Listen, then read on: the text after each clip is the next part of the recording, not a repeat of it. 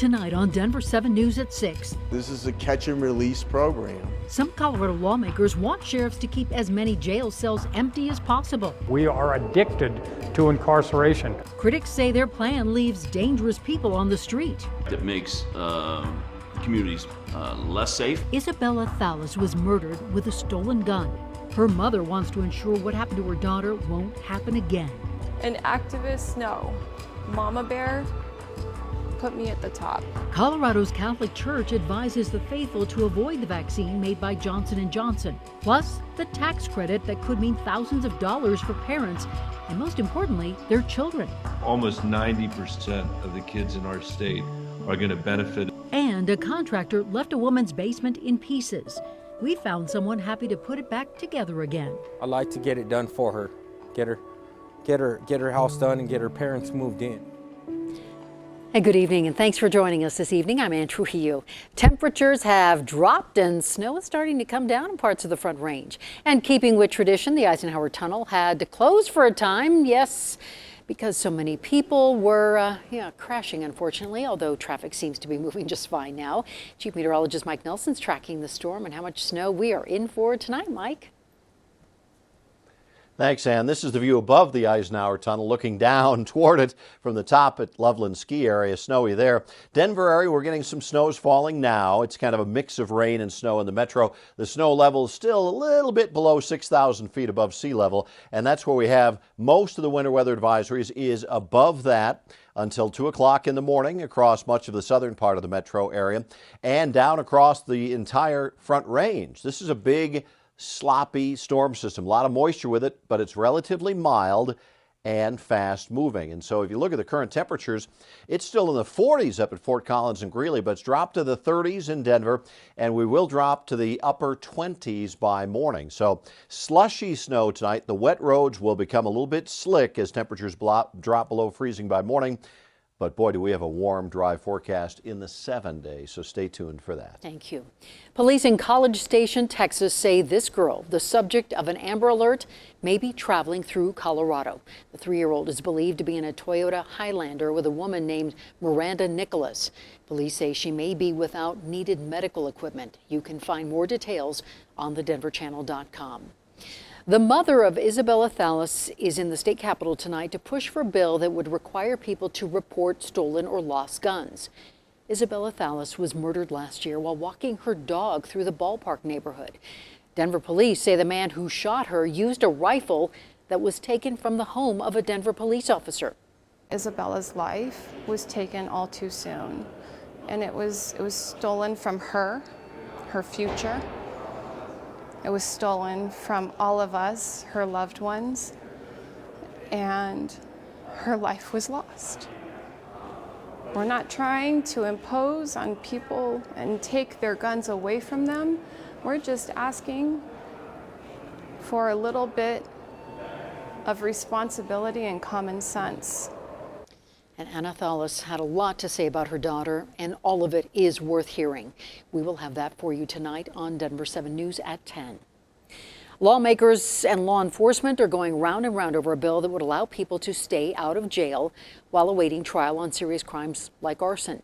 Denver7 political reporter Megan Lopez had a front row seat for the fireworks and has tonight's story. For nearly a year, the COVID pandemic has changed our lives. It's changed our jobs, our schools, even our jails. As numbers went up across the state, jails tried to reduce their population sizes so they could spread prisoners out. For lower-level offenses, They told officers to issue summonses as opposed to arrest warrants for people, so give people a date to come into court. now Senator Pete Lee is trying to make that temporary change permanent.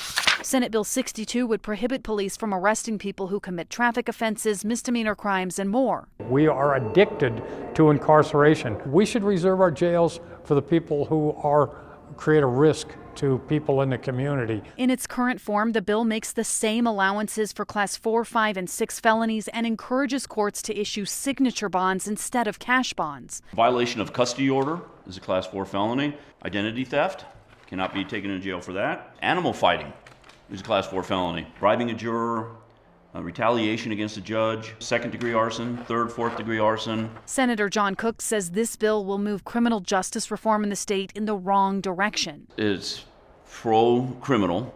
It's, I wouldn't say anti-victim, but in a way it is. It's anti-public safety. At a committee hearing Thursday, We have seen a spike in crime, particularly law enforcement officers motor and vehicle Aurora's theft. mayor lined up to testify against it. I've seen really significant increases in crime for the past 9 months. It will make our city less safe. We will not bring down the rising crime rate that we've suffered from during this pandemic. We do not know what's happening because of a crazy year with this pandemic. So why in the world would we want to pass major legislation right now? During Thursday's hearing, a number of amendments were offered to give officers more leeway to arrest those who commit felonies. Colorado's jail. Senator Lee's bottom line is, What we're trying to do is move our system towards a system that effectively treats rather than incarcerates. Megan Lopez, Denver7. The Archdiocese of Denver is urging Catholics to get the Moderna or Pfizer vaccine over the one made by Johnson & Johnson. The church described J&J's vaccine as morally compromised due to its comparatively extensive use of cells derived from fetal tissue. Now, doctors point out there are no aborted fetal cells in the vaccine, and the practices used here are commonplace. It's just saying that something embryonic is related to abortion. I do not think one can connect the cellular origin of the cell line to any act that might be considered immoral. The cell lines used were taken from a fetus decades ago. The Archdiocese of Denver says it is well aware of that fact and says it shouldn't have been used then and it shouldn't be used now. The Biden administration has agreed to cap stimulus payments for people making $80,000 a year. Those making $75,000 and under will receive the full $1,400. People making between $75,000 and $80,000 will receive a smaller portion. Congresswoman Alexandria Ocasio-Cortez believed the threshold should have been higher. Senator Joe Manchin thought it should have been much lower. Mitch McConnell doesn't want any part of it. And Michael Bennet thought it was just right. The Colorado senator told Denver7 this is about as good a compromise as you'll get. But what Senator Bennet is really excited about is boosting the child tax credit. Currently, parents receive a tax break of up to $2,000 per child under the age of 17. Under this stimulus package, that credit is boosted to $3,600 for children 5 and under. Parents with kids between the age of 6 and 17 would be eligible for $3,000. If I had to sum up my town hall meetings in Colorado the last 10 years, it's really easy. It's people coming and saying, we're working really hard, but we can't afford housing, healthcare, higher education, early childhood education. This Biden tax cut, which cuts childhood poverty in the country in half, will benefit more than 1 million children in Colorado. Almost 90% of the kids in our state are going to benefit as a result of this change in law. Now, this deal is only good for a year, but Bennett believes there is enough support on both sides of the aisle to make the credits permanent. And one idea is to work with Mitt Romney. The Utah senator wants to give parents monthly installments and pay for it by eliminating other family-based programs. That plan has been criticized by Senator Marco Rubio, who insists that any family assistance should be at least somewhat contingent on a parent's employment. An Aurora man has found a calling in photography, as in he photographs people going through his mail and then calls the police. Here's Lance Hernandez. One of them is a person checking it about 3:30 in the morning, using a flashlight, checking my mailbox and then the neighbor's mailbox as well. Caught on camera, rifling through mailboxes in Aurora. This homeowner had been burned before, so he set up a security camera outside his mailbox. The other close-up was of a guy coming through at 7:30 in the morning and speeding through the neighborhood. The sun was coming up, or he was on his way to work or something, and was checking mailboxes again. And it's like, what are you doing, man? U.S. postal inspectors say the pandemic, government stimulus programs, and tax season are creating opportunities for thieves. That has some residents on edge. About a year ago, I had a check mailed to me, and that check never came to me. This homeowner concerned about ID theft. Just recently, I had some tax documents mailed to me, and I never received those. Some mail theft victims call police. They had told me that the mailbox thefts are up over 400%. Postal inspectors say you should call them too. We put in a request for mail theft statistics in Colorado, and we'll update this story once we get them. In the meantime, the Postal Service says you can lessen the likelihood of being victimized by promptly picking up your mail, inquiring about overdue mail, never sending cash, and using hold for pickup if you're not going to be home to receive a package. By the way, it's not just mail being stolen.